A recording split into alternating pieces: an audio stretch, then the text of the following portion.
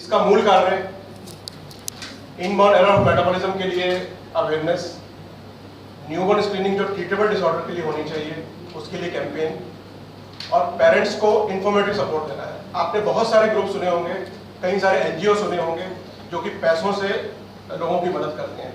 ये पहला ऐसा हिंदुस्तान में सपोर्ट ग्रुप है जो इंफॉर्मेटिव मदद करता है पेरेंट्स की, उन्हें अपडेट उपलब्ध करवाता है, डॉक्टर से पेरेंट टू डॉक्टर कनेक्ट कराता है। पिछले 5 साल इस ग्रुप को काम करते हुए हो गए हैं। मैं आपको बताना चाहूँगा कि हमने 35 से ज़्यादा सेमिनार अटेंड करे हैं पूरे भारत में।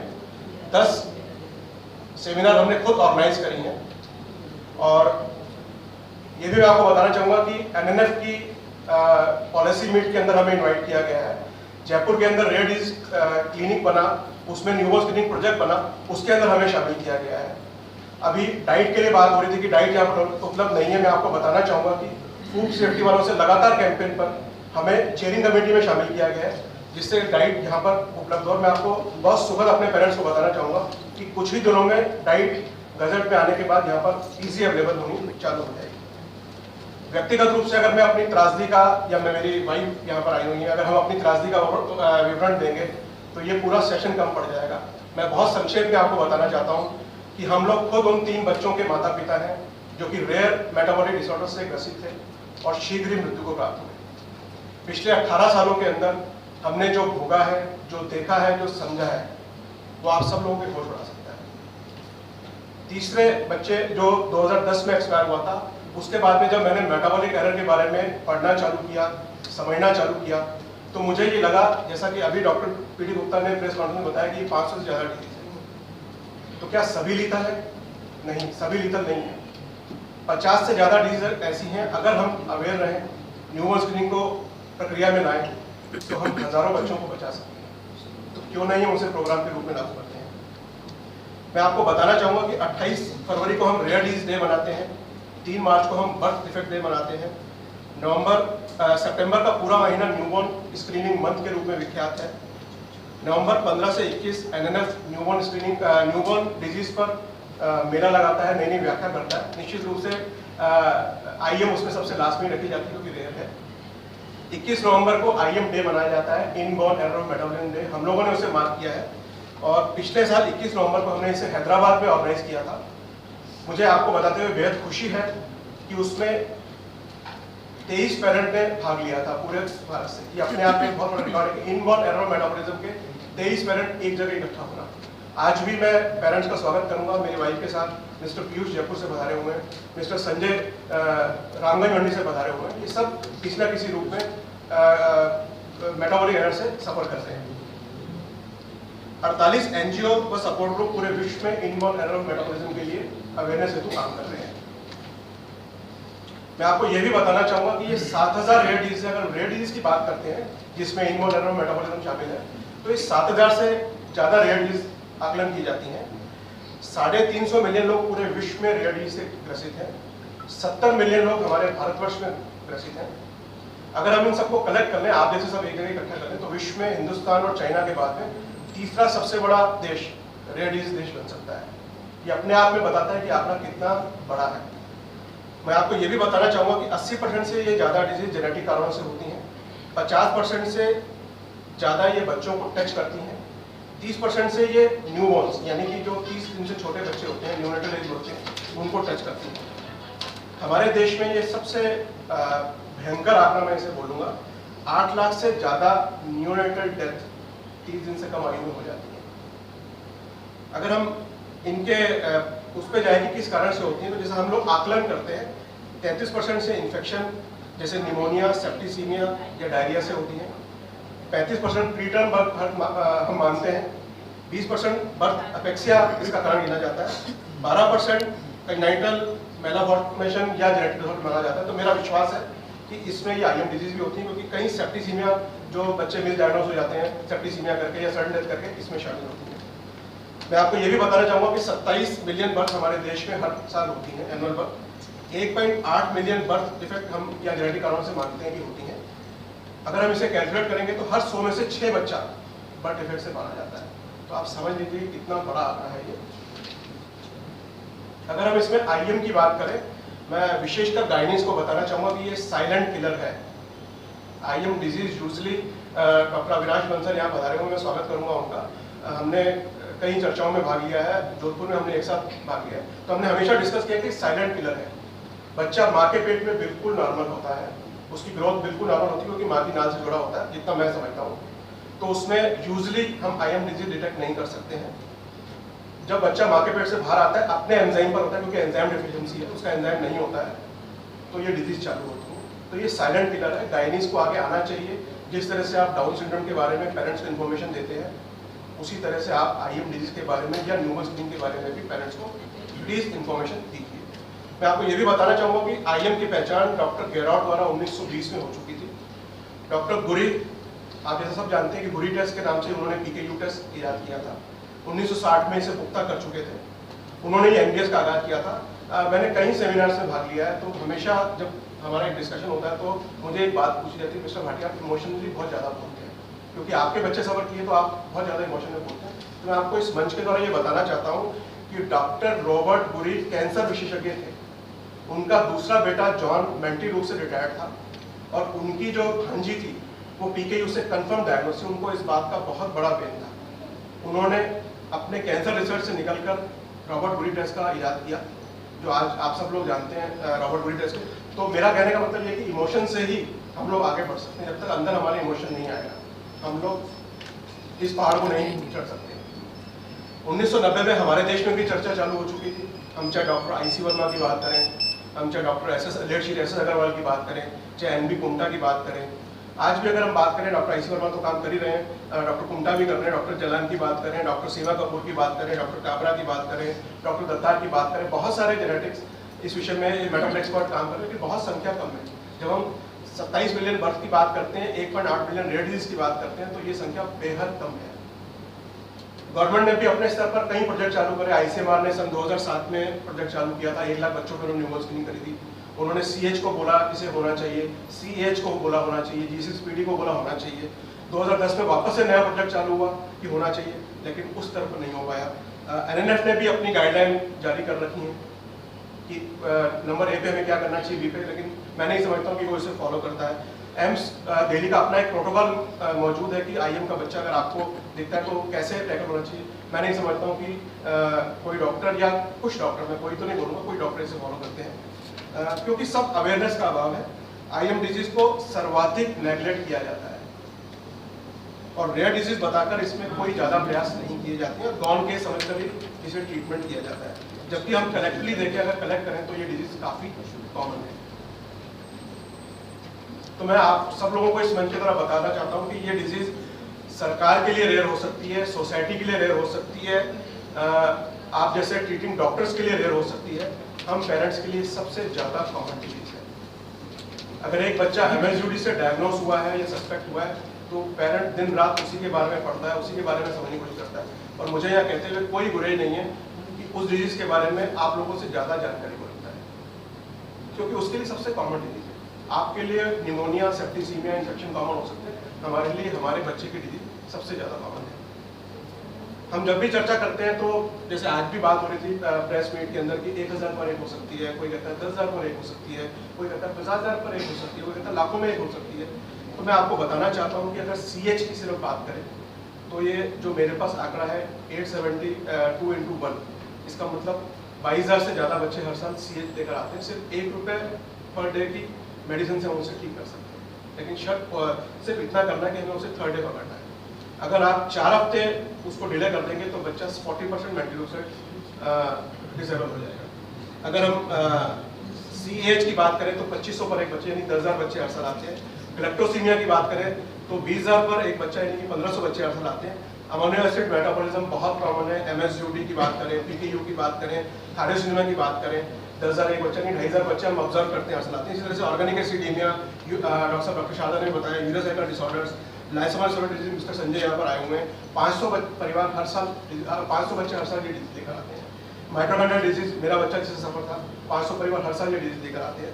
अदर IMs की बात करें तो 2500 बच्चे हर समय ये डिजीज लेकर आते हैं। और अगर मैं सिर्फ G6PD की बात करूँ, मैं नहीं समझता हूँ कि कोई डॉक्टर इसे मेटाबॉलिज्म, इनबॉर्न एरर मेटाबॉलिज्म मानता होगा, पर यह डिजीज 192 पर एक डेटा है मेरे पास में। इसका मतलब 2.5 लाख से ज़्यादा बच्चे सिर्फ G6PD लेकर आते हैं, जिसमें हमें सिर्फ पेरेंट्स को ये बताना है कि पर्टिकुलर मेडिसिन इस बच्चे को नहीं देनी है।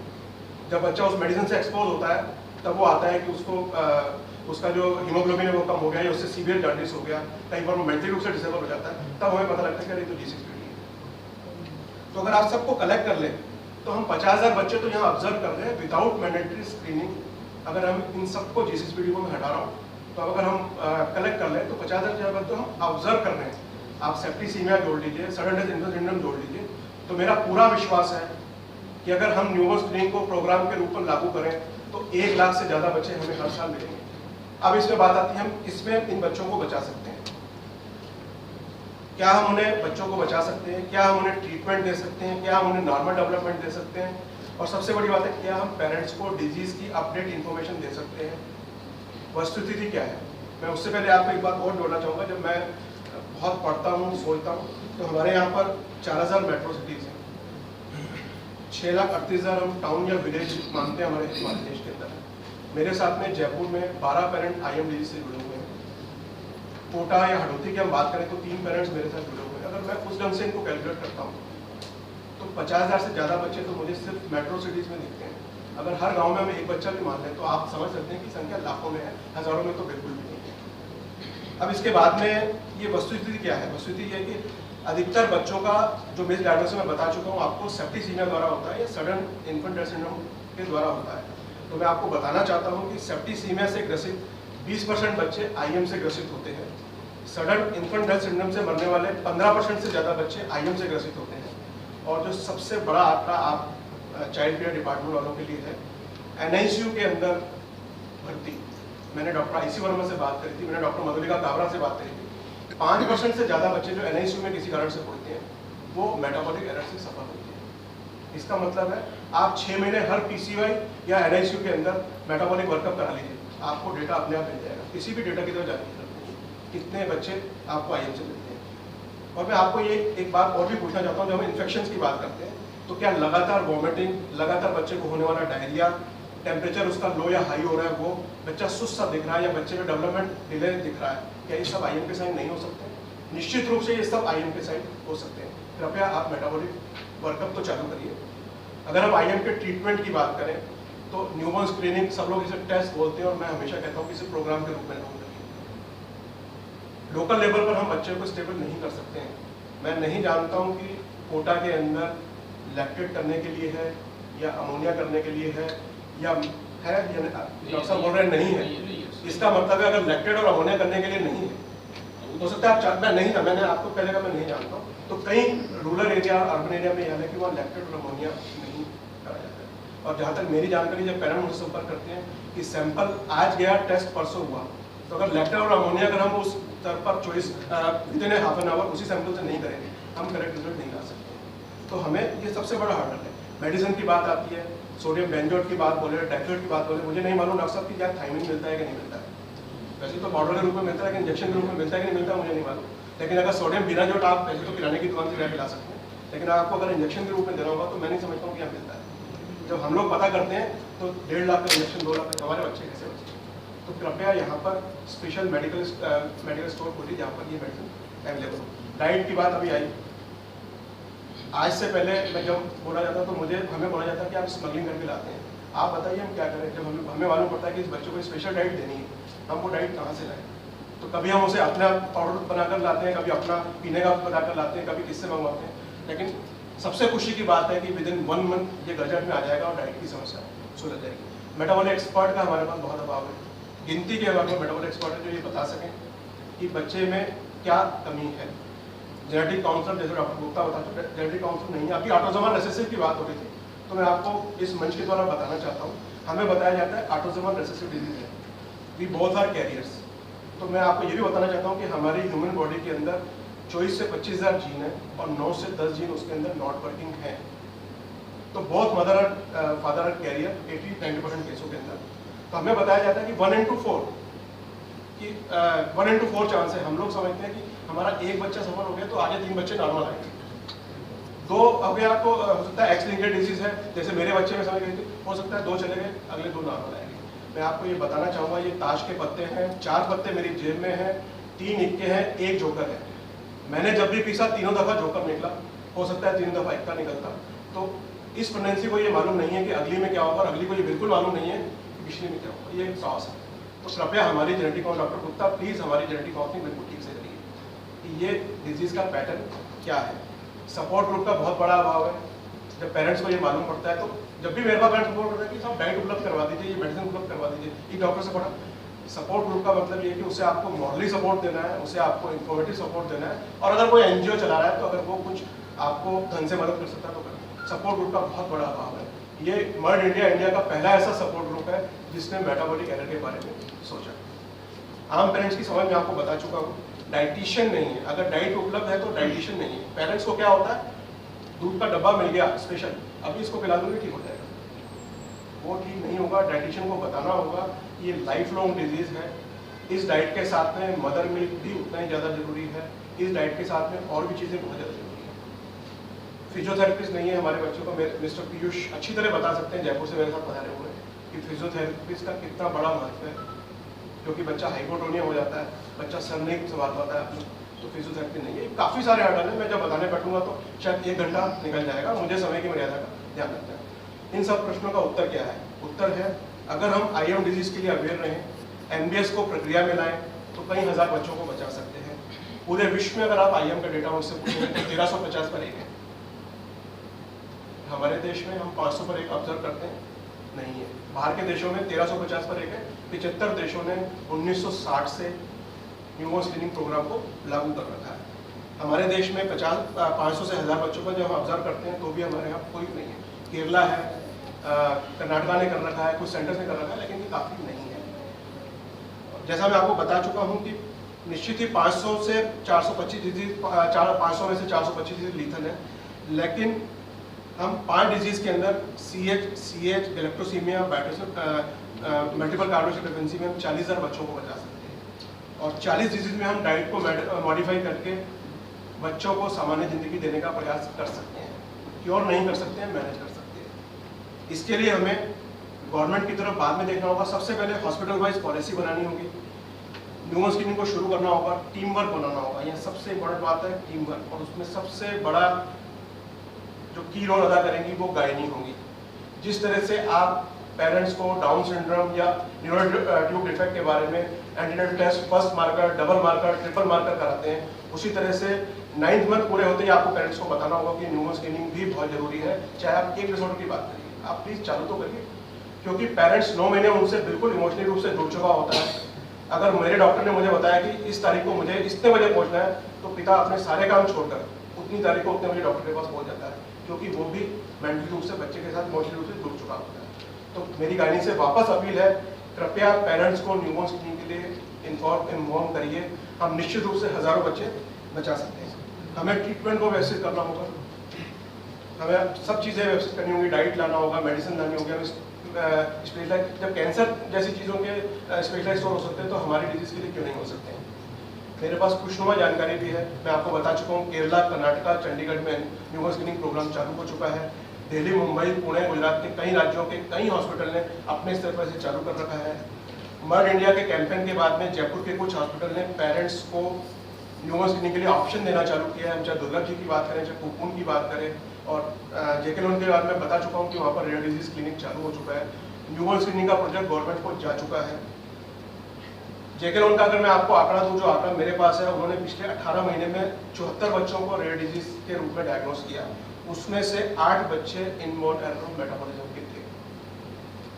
और इसका अंतिम क्योर क्या है मैं आपको बताना चाहूँगा। इसका अंतिम क्योर भी है, कई ऑर्गेनिक एसिडियमा में, कई यूरिक डिसऑर्डर्स में, कई अमोनिया एसिड मेटाबॉलिज्म में अंतिम क्योर है लीवर ट्रांसफर एल्टी।